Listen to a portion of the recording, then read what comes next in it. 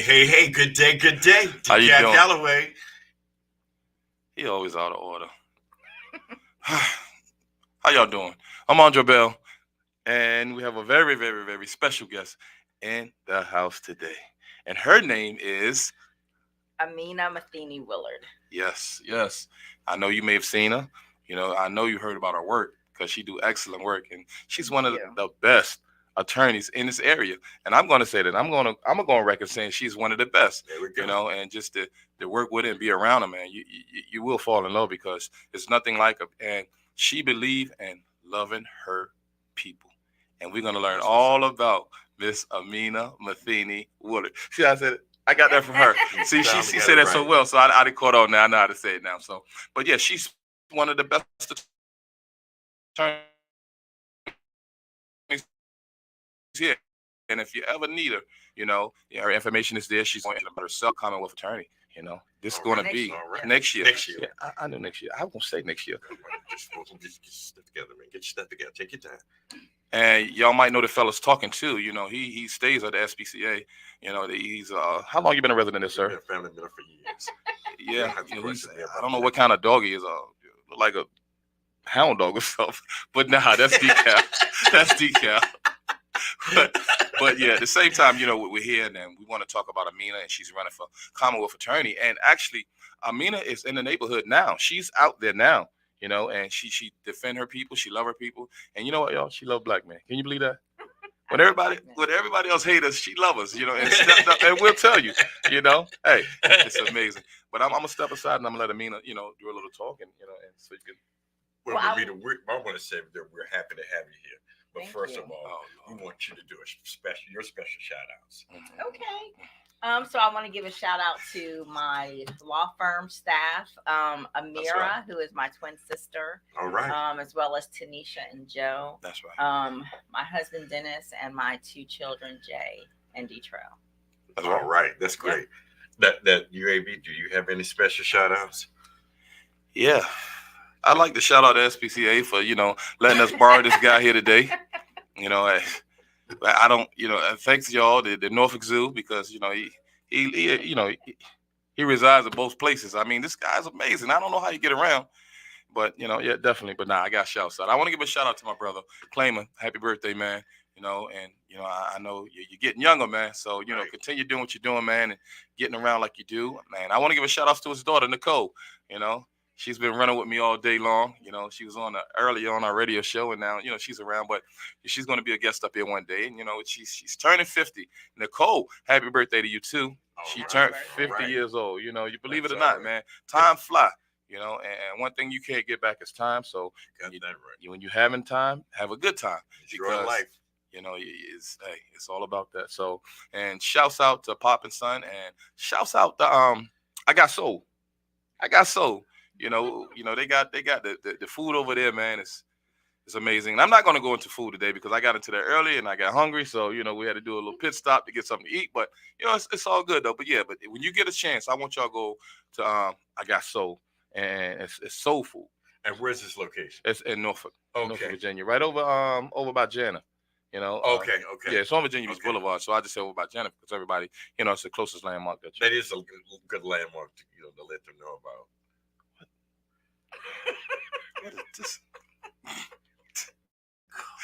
Anyway, I like to give my shouts out to everybody. We had a big time last week, and thanks for holding it down. And Rita, you did a wonderful job. Yeah, shouts out to Rita. Big Rita. You got to put big on that. Oh, yeah. I forgot. Yeah, we got to put big. We got to emphasize. Yes, right. Big. Big. Some you wouldn't understand, but yeah. We just say big special shout out to you, girl. You did a wonderful job. Yeah, you did. Everybody down in South Boston. Virginia? Virginia. Because you have to say that because if you don't say if you say South Boston, they think Massachusetts. Yeah, you're right, and you're right. So that is Virginia. Yeah. Yeah. Okay. Yeah, that's Virginia. And you did a movie out there called Spooks. Yeah, called Spooks, man. We had a very nice time. Shouts out to Keith Powers who made big things happen. That's all right. The crew, staff, and everybody else. Big Tone, Shark City Boys, he was out there. I mean, we had a fantastic time. It was so wonderful. I mean, I got to meet your family, your friends, the cows, and the pigs and everything. That's lovely. And that's lovely. I was wondering why you didn't show up. But, I know you had to be here for the show. But I mean, you and you shoot Spooks. You shoot You could spooks, right? lose. I'm You still could have scared. at least No, you're not poured gonna do into that. your family. No. Look. You shot spooks, right? And I'm looking at you, and I'm still scared. And the minute you start making some crazy sounds, and you're not going to understand, but just hang on in there. And she's trying to understand what you're saying. That's why she's looking at you and laughing. But she really don't understand. Do you understand the words that are coming out of your mouth? No. Dealing with this fool. Yeah, but definitely though, yeah, he was out. He did spooks, and he still looked like he in the movie. But that's just his normal look, So. This guy here is nuts, yeah. man, I tell you. I miss you too, man. How did you get that out of that? Today's high is going to be at 54 degrees, and the lows is going to be at a chilly 39. So you better get your blankets on. Yeah, ready. all that's his height. 5'4" to 3'9". Yes, sir. That's his height. He's shrinking. And happy birthday shots out as well to everybody. All the Taurus. Taurus. Aries. See, there you go. Taurus, Skip, I told you. You've been drinking that hooch. Special moonshine. Yeah, I've been drinking. Well, go on about yourself. Let me hold you up. We told you every week. Yeah, we do. Yeah. I mean, he's a walking joke if you look at him. Same as him. So it doesn't get any better. No improvements. I really don't. So I'll tell everybody about myself. So as they said, my name is Amina Matheny Willard. Yes. Mm-hmm. I am an attorney, but I'm also a mother and a wife.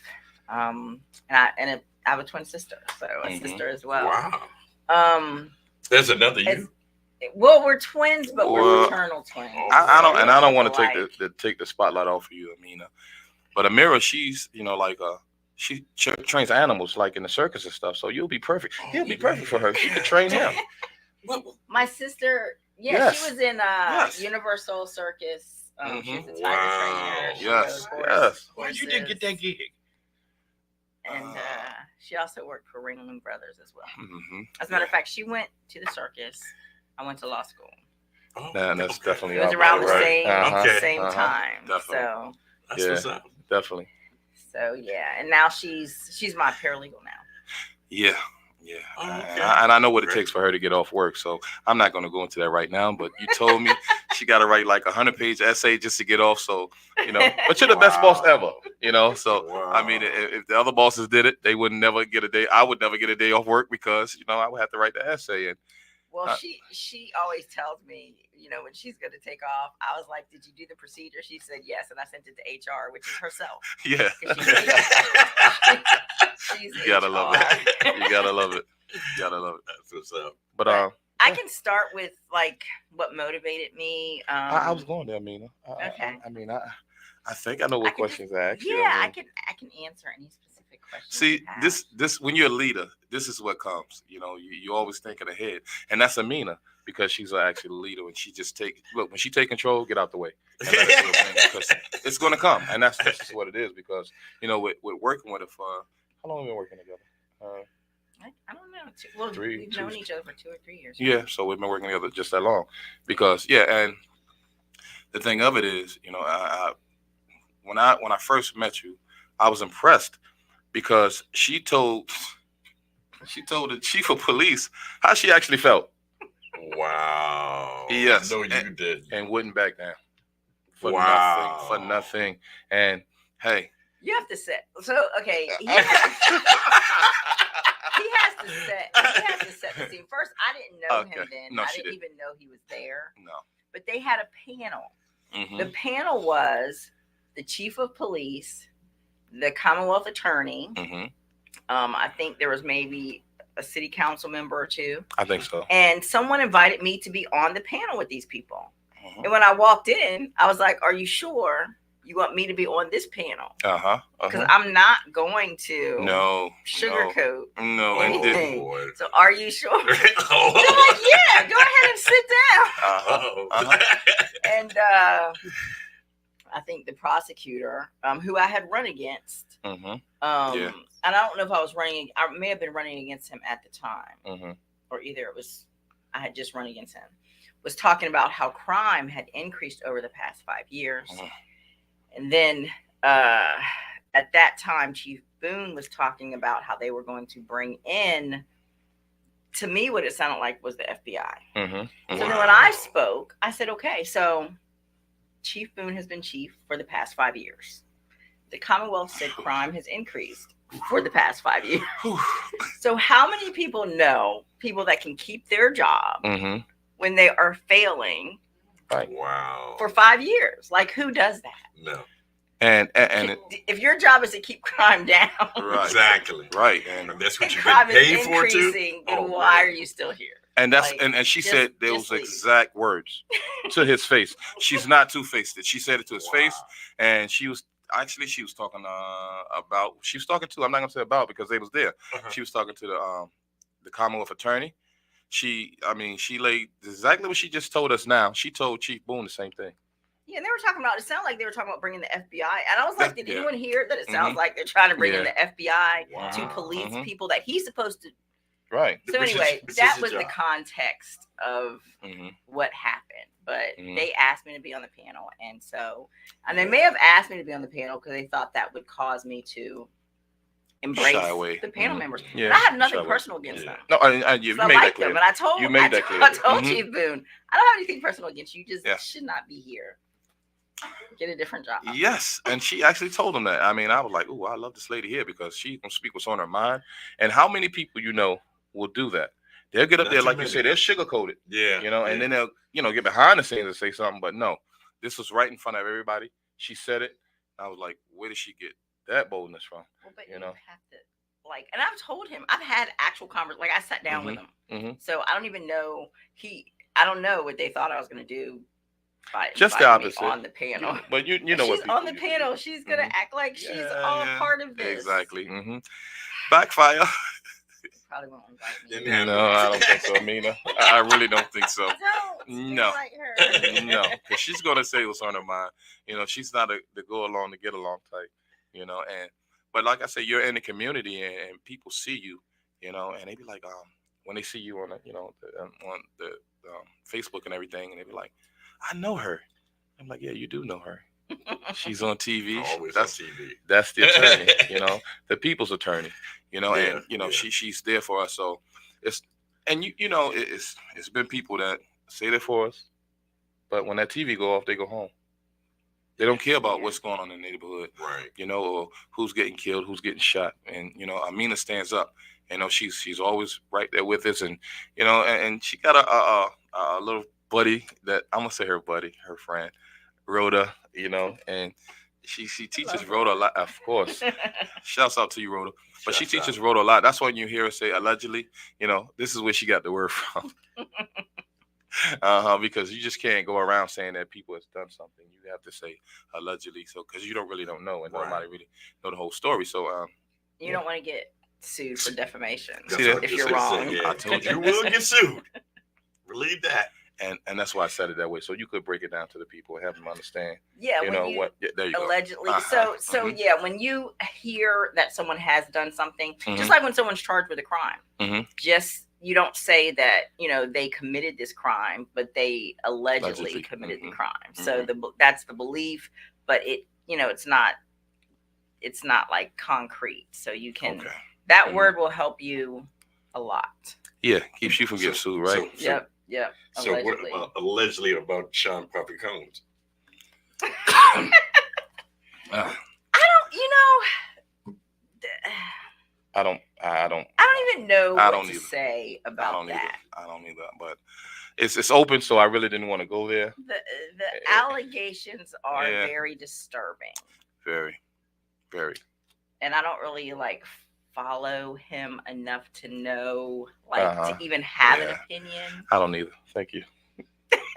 Thank you. I really don't, because we don't want to go there. Thank you. Thanks, Amina. You saved me again. But I want to know something, and I guess I always wanted to ask you this. What made you want to be an attorney?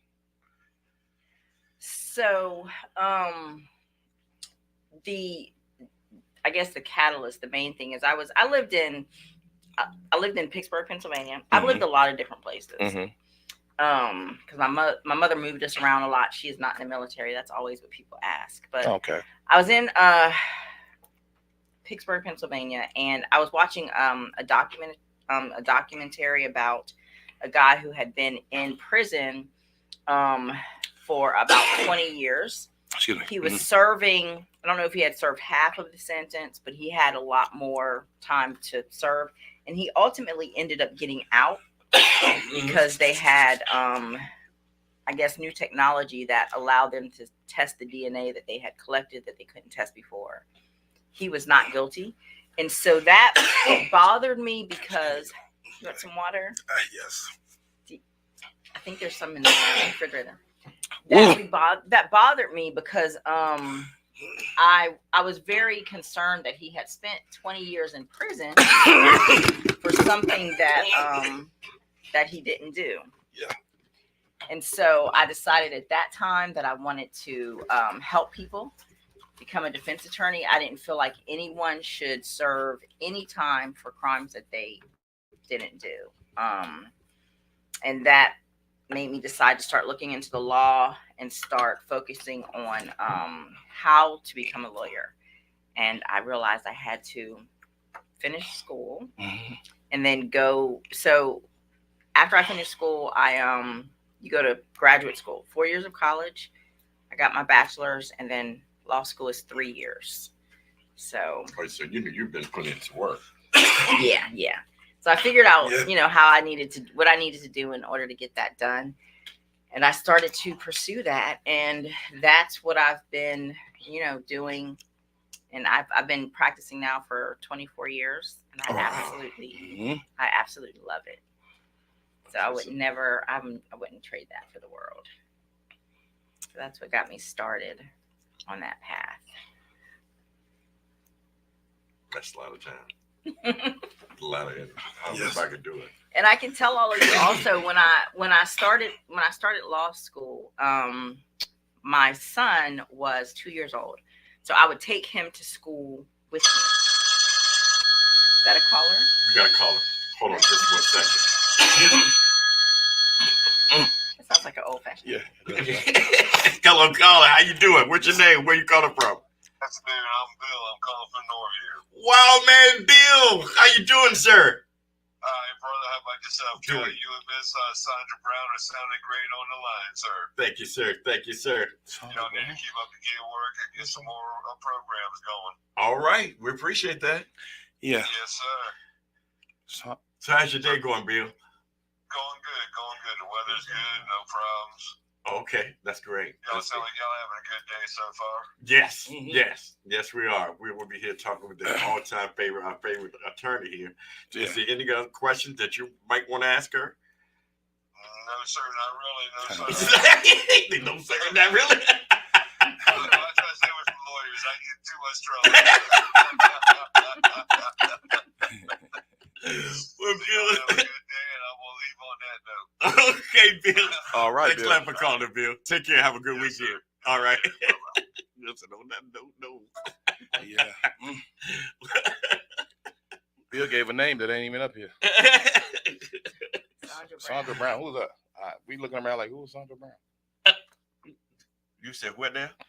He said. Sandra Brown. Oh, okay. I don't know. Bill might be drinking too. Some of your alcohol. Allegedly. Yeah, exactly. There you go. Exactly. There you go. But I can state a fact though. With that, I can't say Eddie Murphy is turning. Happy birthday again. Eddie Murphy is turning 62 years old. Is he? Wow, I didn't know he was that old. 62 years old. Robert Downey Jr. coming in younger at than you. 58. Billy G. Williams is 86 years old. Cool 45. Yes, sir. Good malt liquor. Russell Crowe at 59. Jackie Chan is at 69. Jackie, who? Wait a minute. Jackie Chan. Jackie That ain't Chan. what you said. Jackie Chan. Cha-cha-cha. Jackie Chan. Who is Jackie Chan? Somebody tell me Jackie Chan.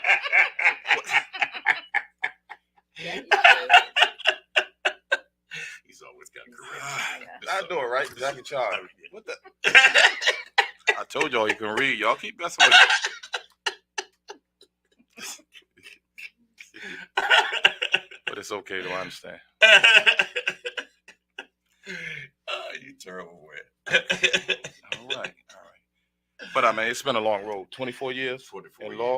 I mean, she's been doing it. Yeah. You've been doing it. Yeah. So, I mean, I know you deal with facts, not, like the fiction is running around. We hear a lot of stuff about, like this, they say this is law and that's the law. And you always, you just uncover all that stuff for me all the time. So I don't even listen to these street lawyers because it's not going to get it. You're going to get you far, neither. So on that note, let me just say, Mm-hmm. if you ask an undercover police if they are the police, they do not have to say yes. I don't know who started that. Have you ever heard people saying? Yes, I heard that. Yeah. That's a They have to lie. tell you. That's stupid. What? Oh. They do not have to tell you. That makes okay. Oh my God! Stop. Wow. That's one of the. You got me looking like him. Because you not have to tell you the truth. That makes no sense. I always thought. Listen now, like you say, it's hearsay. Yeah. But I always thought they say street knowledge. Yes, they say if a police asks, if you ask police if they are the police, right, they have to tell you. Yeah, exactly. But let me tell you why they tell that to us. Wow. So that they, this is why because this is what you're saying. If a police officer. If you ask a police officer to tell you the truth, they have to. That's essentially what you're saying, right? Right. So, right. So you now believe that police officers can't lie. So when they tell you, when they're interrogating you, and they say your girlfriend said you had the gun, oh, that must be true. They're lying. The Supreme Court has said they can lie. They can lie to you. When they tell you these things. Whoa. So that whole thing is like, oh, police officers cannot lie. They can. They absolutely can lie. And will. They're not supposed to lie on the stand. They do, but they're not supposed to. But when they're investigating, don't stop spreading that, please. Like, that's the. But I didn't know, seriously. From a practical standpoint, does that make any sense? No. But you would think. Think about it. They really don't. You're absolutely right. They really don't. They're undercover. Yeah. You have to tell the truth. So if someone comes up to you, they blow your 6-year cover. That makes no sense. Wow. They would never have undercover police officers because everybody would just ask that question. Yeah. They were like, I'm a police. Okay, here's my badge. I'm going to go. We'll bring someone else. I mean, it makes no sense. You're right. Stop believing that. Wow. See, stop spreading that's that what lie. I get for listening to these street lawyers like Dcal that don't know they nothing. Have to tell you. Yeah. Oh yeah. Okay. Wow. I'm serious. I was stuck with that. Me too. I really was. I was. Yeah. But that's what she do. That's what she does. What I'm saying is, by being a police officer, you're thinking that they're protecting the community and then doing their job, so they're going to be honest with you.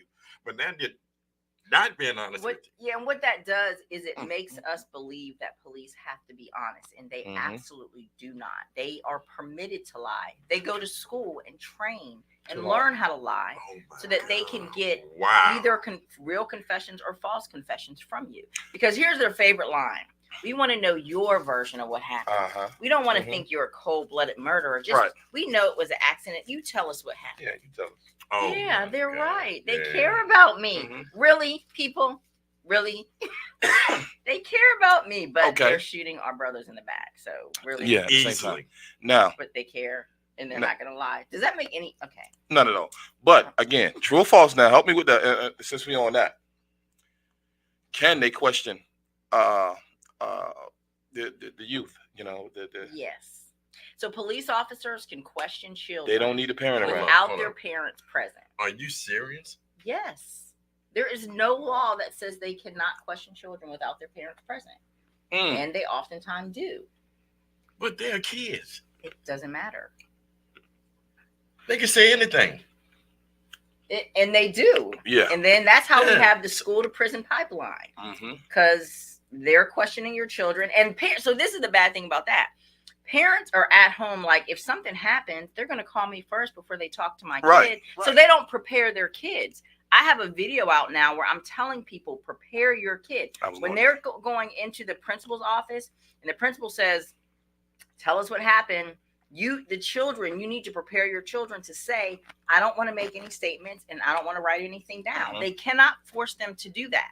As far as anything that happens outside of, it doesn't have anything to do with their education. Like if there's a fight in school, they don't need to be answering questions. And I tell this to parents all the time. And so what happens when I represent, so the first 5 to 10 years, I just represented juveniles in juvenile court. Okay. And now represent adults and juveniles. But what I would have transcripts, like officers asking a 15-year-old what happened. For an hour, he's like, I wasn't there, nothing happened. Then they call the parent, who, by the way, has been sitting out in the hall for the past hour trying to get in. They're not going to let that parent in if the kid confesses. But if the kid doesn't, guess who the second police officer is? Who? Mom. She comes in. You better tell them what happened, Mom. Mom. Yeah. Why? Yeah. You don't even know what your son's going to say. Right. So why are you telling him to talk? Yeah. Stop. Like, oh my God, stop. So then after the kid is quiet for an hour, mom comes in. As soon as the kid confesses to mom, they take mom out, take the kid in handcuffs, and he's gone. Wow. Thanks, Mom. Yeah, look what you just did, Mom. But I say that, but listen, we're all conditioned, right? Yeah. To that the police are supposed to help, that the police can't lie, right? And that we're supposed to help them. So we do that even when we're sacrificing our children. We keep that same mentality. Unknowing. We have to stop doing that. We have to be more intelligent and more knowledgeable. And that's why you're here, because you give knowledge. You know, and every chance that you get, you know, you're telling us what's going on. And you said you have a video out on my website. It's aminalaw.com. On the face of, as soon as you go to the website, if you watch that video, it talks about children, really not talking to school officials. So the reason I said I'm trying to work on this for the next year. There's a phrase for that though, right? No attitude, no answers. So the no attitude, no answers was coined by Rhoda Young. Okay. And the reason when I say that, because I had a conversation with her about this school to prison pipeline.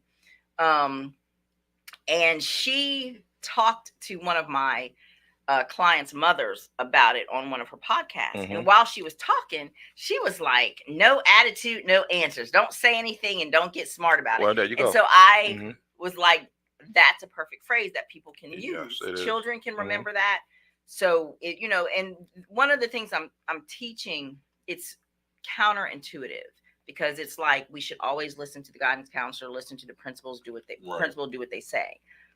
What I'm literally telling you all is, if a principal or guidance counselor asked an 8-year-old, tell me about that fight that you just saw, I'm telling the 8-year-old to say, I don't want to make any statements.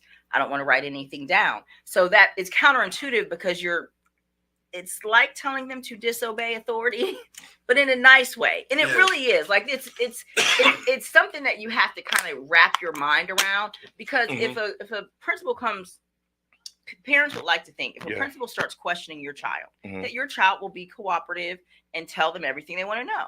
Right. But we should not do that in cases that don't deal with the school and what the school is about. So if you think of it this way, the school is about educating your child. Right. If they're calling your child to the principal's office to ask them about a fight, the fight has nothing to do with school. Right. So in that instance, your child should feel comfortable in saying, I don't want to make any statements. I don't want to write anything down. But we have to tell our children that it's okay to do this. So that when they say, and they will, well, we're going to call your mom if you don't tell us what we want to know. Don't call my mom. I had 5 knives. You know, no, I'm saying whatever it is. The point is, moms and dads have to make sure their children know that if you're in school and you're questioned about an incident that happens at school, you have a right to remain silent. You have a right to not talk about it and not write about it. Because usually what they do, if there's a fight in school, the principals will take out a sheet of paper, hand it out to 30 students in the class. Everyone write down what you saw. And so in unison almost, they pick up their pens and they start writing. Yeah. These are all statements. These are children's statements. This is interrogating. Do you see this? And then they collect the sheets, hand them over to the police. And then mom is wondering, why did I get a call that my son did this? Well, we have 30 people saying it. So everyone, it doesn't matter whether, even if your child is not involved here. Okay. Let me just put it in practical terms. Mm-hmm. When you're dealing with children, let's say 8 to 10 to 15, maybe. Yeah. When you ask your child what happened and there's a fight that they were involved in, usually they don't want to tell you. They don't want to tell you everything they did. Right. Tell the kids, use that same energy when you're talking to the principal. There you go. There you go. You don't tell me everything. Right. Don't tell him everything. But they have to know that their parents are going to be behind them. Right. Because in the back of their mind, their mom and dad is like, well, if the principal calls you down to the office, tell them everything. Yeah. Don't tell them anything. That's the first thing I'd say. You see what I'm saying? Yeah. And at the very least, if you think of it like this, you don't know what your child did. True. So if your child admits that they did, I've had cases where 12-year-old boys in the bathroom got their cell phone, taking a picture of one of the guys over the stall using the bathroom. Wow. Yeah. That's pornography. That's child pornography. And it's a felony. And so who took a picture? And you think of it like, oh, it's just a prank. Yeah. So if your kid does that and then the principal calls them down and they admit to it and then they end up with a felony charge, you're like, I don't understand what happened. Teach your children to not talk to the school officials about things that happen in school that have nothing to do with education. And you can really tell them, look, if you get, and I'm talking about 6, my youngest client was 8. I'm talking about children, so under 18. Just tell them if anything happens at school, and you're questioned, you have a right to remain silent. And if you exercise your right to remain silent, I will support you. So when they call me, I'm going to tell them, is he talking to you? When they say no, I'm going to say, well, he's not going to. Right. Stop questioning him. Send him back to class. Send him home. Get him out of there, because in that moment, if they're calling you, he's probably stalled them for about an hour, and they will take kids. They'll take kids out of lunch right before lunch. They're hungry. Tell us what you want to know. We'll let you go back to lunch. That's crazy.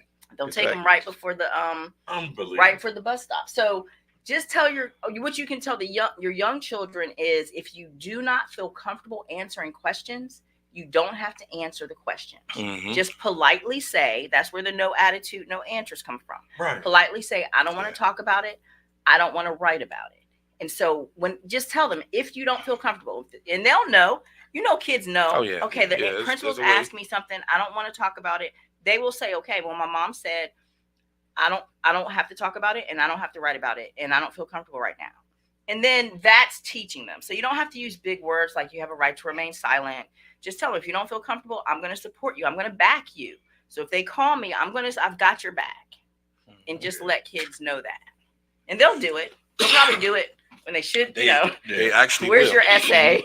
Yeah. I don't want to talk about it. But you know what I mean. Yeah. But the point is, we have to encourage them to exercise the right to remain silent. We have to let them know that we will support them, moms and dads. So when they call us, they can't use that as a threat. Yeah, from the beginning, because a lot of parents don't know. Right. And not knowing, you always find yourself in a world of trouble. So you have to know. You have to know. And the children have to. Yes. They have to exercise that right. It's unfortunate because you would think that the police or school officials. Here's another thing. Usually the police don't come in until after the school officials have collected all the statements. Okay. Because the school officials are not state actors. So in court, you can't suppress anything that the school official did. Okay. So they let the principal, the guidance counselor, teachers collect everything, and they just hand it over to the police. Oh, okay. So then it's not a police interrogation. Oh, okay. So that's how they maneuver that. Okay, that's how they get around. Yeah. Unbelievable. And let me just say, Newport News. I had a case in Newport News recently. The officer got on a stand and said, well, the principal was there. That's why we didn't call his mom. I said, what do you mean?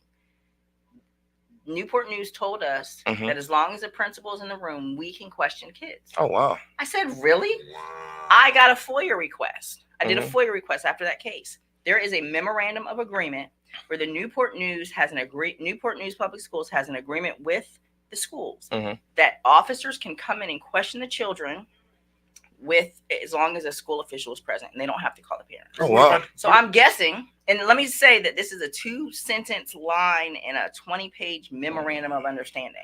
Wow. I'm sure every other school has that. So officers, and just what I told you all, they don't need it.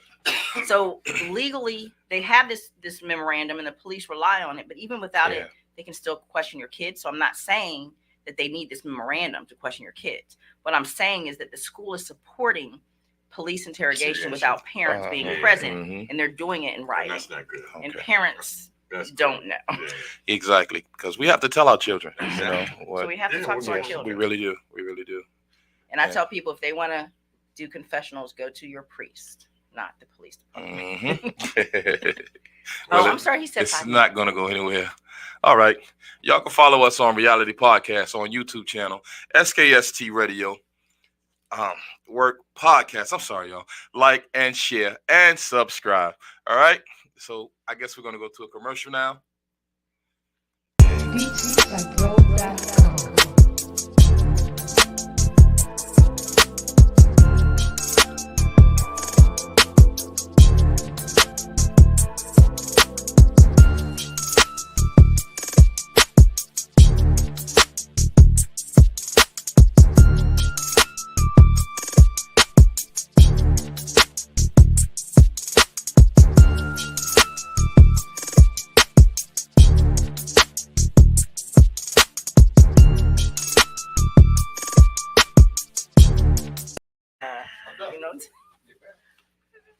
Okay, we're back. We're back.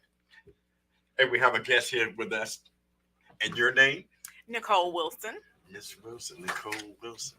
I thought you could say Nicole Brown. No. No.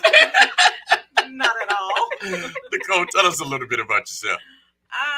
I am from Virginia Beach. I currently work at Tidewater Community College. Been there for about 19 years. I am the college registrar. Okay. And I have 2 children, 2 wonderful children. And when you started talking about the kids, that's kind of like dinged into my mind for my 16-year-old, because I have a 16-year-old son. Okay. Okay. All Well, right. definitely talk to him. Did you have any questions about what I? So that's what I was going to ask you: is educate us. Tell us exactly what we need to do as parents to teach our kids to do the right thing. Because as a mother of a Black child, probably as well as I know, sometimes they are a target on their back. Wherever they go, they go into the mall. It's like, unfortunately, sometimes they can't be kids. They have to always look at life a little bit differently. And I hate that that's the lesson that we have to teach them. Right. But I want my son to come home. So I want to prepare him. And some of the things that you said, I did not know that. Yeah. I didn't know that we could teach our child, and that will be his lesson today. Yeah. What he needs to do. Exactly. And school, I didn't know he could say, I choose not to make a statement at this time. Right. Or, things like that. So that was just very intriguing to me. That was just like the best gift ever to hear that. And I think about a lot of our parents, because he plays basketball. He's very much into basketball, and did really, really good this year. That's good. Yeah, he got best offender this year. So all right. Yeah, so we have a lot of we have a lot of parents that would love to and need to hear that same statement. Just what we need to do to kind of help prepare our boys for the world out there. Okay, I'll let you know that. Everything you said, I agree with you 100%. I would just, when you say they sometimes have a target on their back, I would say they always have a target on their back. So that's the only tweak that I would make, because this is America. Yeah. So, as I was saying, so you can eat, like when you go home, first, if they go to www.aminalaw.com, there is a video there that talks about it. But the bottom line is, when you're dealing with, especially if your son, you said he's 16? 16, just turned 16 last month. So when school officials have questions, it can be either about something that happened in the school that they believe a student witnessed, or that the student was part of. They usually, if it's something that happened in the hallway, all the teachers usually, have everyone go to class and write down a statement. Okay. Even though everyone is doing it, you have an absolute right to remain silent. Students have that right. Everyone has that right. So when they hand out the sheet of paper, you can put an X on it, hand it back, and say, they can say, I don't want to make any statements. I don't want to talk about it. I don't want to write about it. They cannot be forced to talk about things. First, you can't force a child to talk about anything, but they can, especially something that doesn't have to do with their education. What they're doing what the school is doing at that point is they are conducting an investigation where they're using your children to do the investigation. That is not part of the school function. So there's no reason for them to participate in that. Because this is now getting into different situations. Right. It has nothing to do with their education. But as being a kid, they really don't know. Well, that's why our parents have to tell them. Now, and y'all know, so I know millennials. If you give them the authority or the permission to not talk to somebody, they know what to do. You understand? Usually when your son is called in, if you've already told him, look, if something happens in school and you don't want to make a statement about it, you don't have to. You have a right to remain silent. I will back you. If they call me and tell me that you're not talking about something, if they call me and tell me that you didn't write a statement, when they want all the kids to write a statement, I will back you 100%. So this definitely has to be explained to the child. You have to tell the children, because they're the ones that have to exercise their right. It's their right. Kids get shook up, especially when an adult is coming up to them like that. So for 16-year-olds, you can just let them know if something happens and they ask you a question about it, you have a right to remain silent. I will support you if you exercise that right. I encourage students to exercise that right. And then just simply say, I don't want to write about it. I don't want to talk about it. Let's say your son is in the room and everyone hands out the sheets, the teacher to hand out the sheet of papers. He puts an X on it, takes it back. The teacher says, you didn't write anything. He can politely say, I don't want to write anything about this incident. I don't want to talk about it. There you go. The teacher's going to say, well, did you see it? I don't want to make any statements. I don't want to write anything. See, that's when the pressure. Your son is going to go to the principal's office. They'll say, okay, come with me. They will take him to probably the assistant principal's office first, or his favorite guidance counselor. Guidance counselor is going to say, look, we just want a statement. I don't want to write about it. I don't want to talk about it. There you go. Okay, well, come with me. He'll go to the assistant principal's office. He just has to say the same thing. He'll go to the principal's office. Principals will say, okay, well, I'm going to call your mom. You should say, they're going to say, we have your son here. There was an incident at school. We need some information from him. He is not cooperating. Let my son go back to school. If he doesn't want to talk about it, I don't want him to talk about it. At this point, you all are harassing him. He needs to go back to school. Okay, there you go. And let him get his education. Said the buzzword, which is harassment. Because how many people? This is what you should say first. You should say, look, when he calls the principal, we have your son here. He's being very uncooperative. We just need a statement, and he's not telling us. Did anybody else try to get the statement from him? Yes. He went to Mr. Jones, Miss Johnson, and now he's here. Okay, so you all are harassing my child. Exactly. I expect you to get him back in class. I will be there, but he needs to be back in class. At this point, So exactly. But we have to know to protect our children. We can't always bow to authority, because if you think about what's happening, they're again wasting his time because they want something investigated. It may have something to do with your son, or it may not. Even if he's a witness, I tell people, even if you're a witness, you still have a right to remain silent. You always have. It's a constitutional right to remain silent. No one can force you to talk about something. No one should force you. But you know how it goes, they get everything twisted. Oh, you a snitch? You ain't do this, or you volunteer? Why you didn't tell? So that's who says that. I mean, your school friends or the classmates. Yeah, or classmates. Well, usually you get bugged for telling, right? Like because you're called a snitch, so you're not being a snitch. You know what I mean? Usually So good question. So how should he handle if he gets stopped by the police? Oh, that's my prayer when I leave him that never happens. But what should he do? How should he handle himself if he's ever stopped just for walking with a hood on or whatever, or in the mall? Somebody thought that he said something. What should he do? Okay, so the reason I'm doing this No Attitude, No Answers campaign, and my focus is on school, and if you look at the video, it has nothing to do with the police. It talks about like the principal, the guidance counselor, teachers. Mm-hmm. But the reason I'm starting it there, it's the same exact thing. So if they start thinking about it for their entire 12 years of school, then when they encounter the police, it should be the same exact thing. The police, son, where are you going? I don't want to make any statements. Mm-hmm. And am I free to leave? So the only difference is with the police officer, it's the same attitude.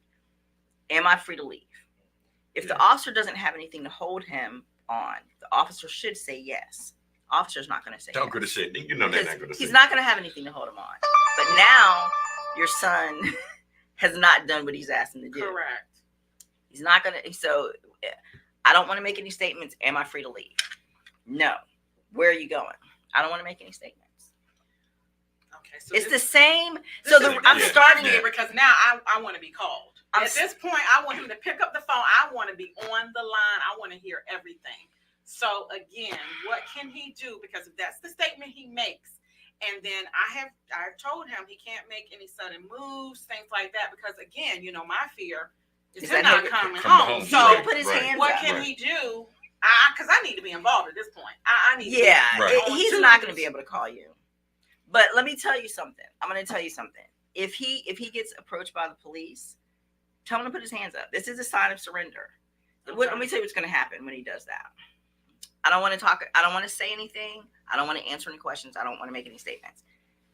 His hands are up. Son, put your hands down. I'm scared right now. Keep your hands up. Listen. And then that'll put them off guard. Like, why are your hands up? I'm scared. I don't want you to shoot me. Oh, wow. So, okay. So it's a different posture. Now, so let me just say this. Let's say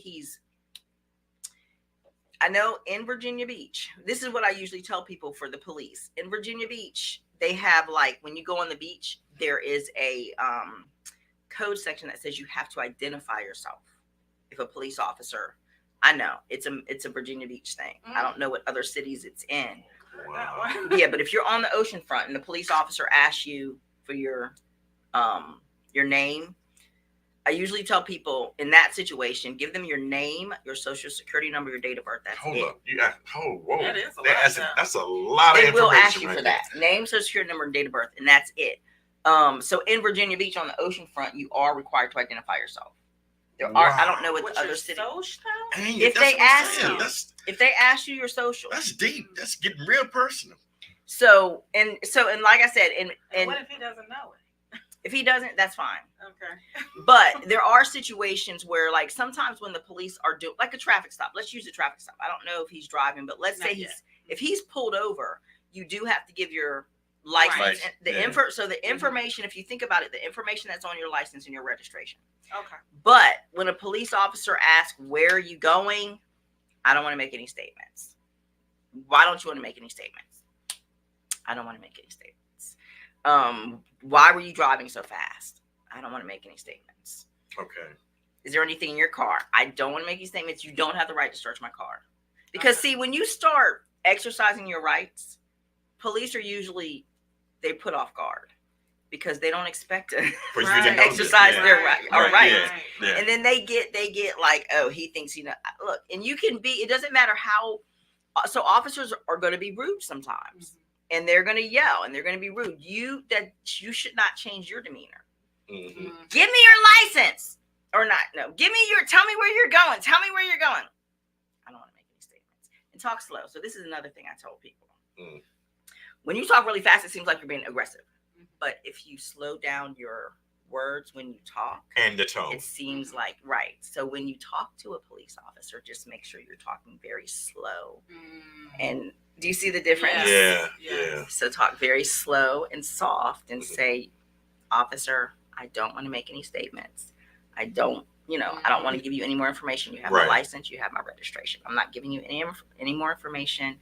You don't have any consent to search. So you have to exercise your rights, but no attitude, no Right. answers. There you go. Right. There And you make go. sure you Yeah. slow down your speech. Yeah. And I think that's the biggest lesson that we have to teach them, because first of all, looking at the world and everything that goes on in the world just the news, it's Right. somebody that's Right. getting killed, getting shot, or getting hurt, or getting humiliated, by the police. Unfortunately, it's the way it is. Not to say everybody's bad, not Right. saying that at all. I'm just sharing some of the things that we have seen in the news. And so I need to figure out how to teach my son to remain calm, because he is an emotional person, because I am. I'm very emotional. Right. You stopping me, I don't want to know what you're stopping me for. I mean, of course, I know how to handle it, but at being 16, I'm trying to figure out how to keep his emotions in check, trying to teach him how to keep it in check. Right. So he's not what you consider aggressive. Yeah. Right. Yeah. Because unfortunately, our aggressive men that look like us Mhm. may not come home. Right. And that I tell them all the time. That's my thing. And even if they're not aggressive, they don't come. So this is what you could tell your son, which is just true. You're a black man in America. Expect to be stopped by the police for no reason. So just say, I'm telling you right now, you're going to be stopped by the police for absolutely no reason. They are going to harass you. Mhm. Get it out your system right now. Look for Right. Get over it Get prepared. today. it. Get prepared for Get it. prepared. Yeah, You 'cause it's will be coming. harassed. Right. Yeah, because it's coming. This is America. This is what happened. So get all that out your system right now. Go, if you want to go punch a punching bag, go do that, and then come back and let's finish talking. Right. But prepare to be harassed by the police. And once you're prepared, this is what you do if that happens. If an officer comes up to you, if he asks you any questions, you can tell him, I don't want to make any statements. I don't want to answer any questions. If he says, I'm investigating a crime, Okay. the most, your name, your date of birth. If he asks for your social, give him that. And that's it. But that's whatever, usually what I tell people is whatever's on your driver's license. I know right now you don't have your social on your driver's license. No, you right. don't. But identifying information. Yeah. But beyond that, you don't have to make any statements, were you with, you say, if he says your best friend's name, were you, with John the other day? Mhm. I don't want to make any statements. I don't want to answer any questions. Don't say yes. You don't know what John did. Okay. See, let me tell you what the problem is. You can't lie to the police. But they can And lie to you. They can lie to us. Yes. That's just Because if you lie to the police, you can get, that's another charge. found a false report or Right. obstruction. Yeah. Then yes, the police can lie to you. So the best thing is just don't say anything. Don't try to think of answers. You don't have to. If he says, were you with John last week?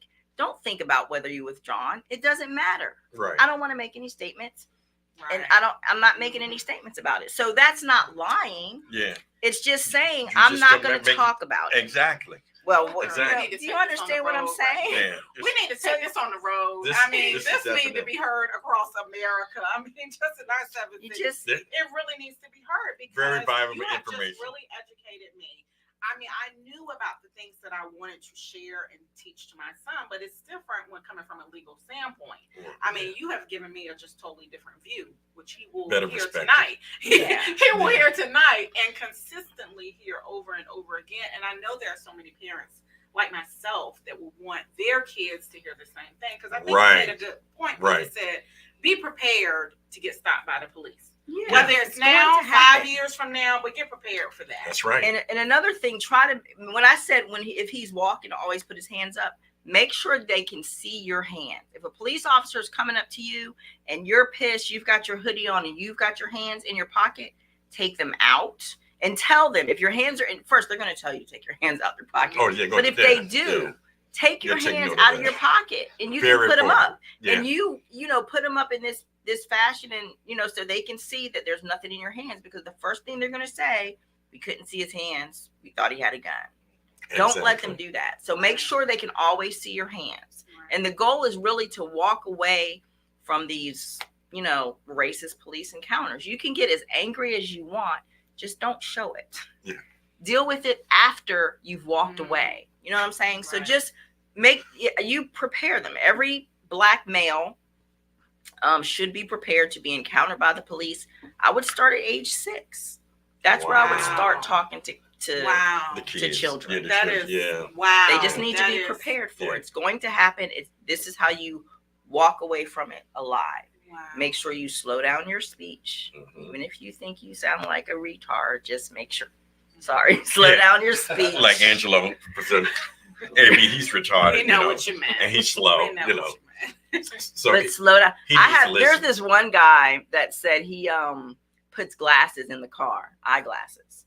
And so if his son is stopped, he tells him to put his eyeglasses on. Oh God! Because he looks less threatening. So I think the main thing is just to prepare them and let them know that police officers can lie, police officers will lie, and they do lie. They get false confessions, they get true confessions, right. But sometimes they just don't care. You also said one thing about you had a client that maybe been 8, or I can't remember, but you said something about the one that took a picture in the stall. Yes. And so he's 16, of course, he's just like any other male. That child pornography really kind of hit me because I knew that, because I always tell my son, don't send pictures of yourself to other people. No, that's good. But what else is considered? Because I would have never thought that. I would think that that's in distaste, demorally, why are you doing something like that? But I would have never thought that. Child pornography is any picture of a minor in any state of undress. Even if you cannot see the private parts, if a child is sitting on the toilet and you see that the pants are down, even if you can't see the private parts, that's considered pornography because they're in a state of undress. Yeah. Okay. And then if you have it on your phone, it's considered child pornography. If you send it to someone else, it's considered distribution of child pornography. So any pictures of minors in a state of undress, whether you see their private parts or not. That is good to know. Yeah. Did not know that either. See, that's tough right there. And that's good. It's education. That's what we do here at the podcast. Yes. Try to educate you. Yes. So, and a lot of these things start with pranks, but the main thing is trying to condition children and young adults to kind of do the opposite of what we've taught them all their lives, which is to obey authority. Yeah. And so that's why I say it's kind of a mindset thing that you have to change, because now what we're saying is when the principal calls you into the office, don't do what he tells you to do, because he's asking you to write a statement. He might be asking you to write a statement about a fight or something. Right. So don't do that. You know what I mean? Right. So it's something that we also have to reprogram. Well, I think we're teaching them their God-given right. We're teaching them their legal rights. Right. I am supportive of that 100%. So I think that it's the right to remain silent. Yes. This needs to be on the road. It really does. I don't know how many times I can say it, but it needs to be on the road. That's right. Yeah, I like that. I agree with that. I mean, because the other day I got pulled over in the office, asked me for my license, registration, and everything else. I just smiled and put my hands up, and he said, "Where were you between 4 and 5?" He didn't really say that, did he? I said, "Sir, I was in kindergarten." See, you started something right now. I thought he was telling the truth. I was like, why would he ask that right away? Oh my gracious. I like that. But you shouldn't have said I was in kindergarten. You should have said I don't want to make any statements. I don't want to make any statements. Allegedly kindergarten. Well, we had a really great time today, and I hope you got something out of this really being serious and honest with you, because anything can happen at any second. You never know if you're coming home or not coming home, but always look, learn, and listen and be observant. Agreed. Thank you so much. Don't forget also to follow us on Reality Podcast on YouTube channel, and that's with SKT Radio Network Podcast. Like, share, and subscribe.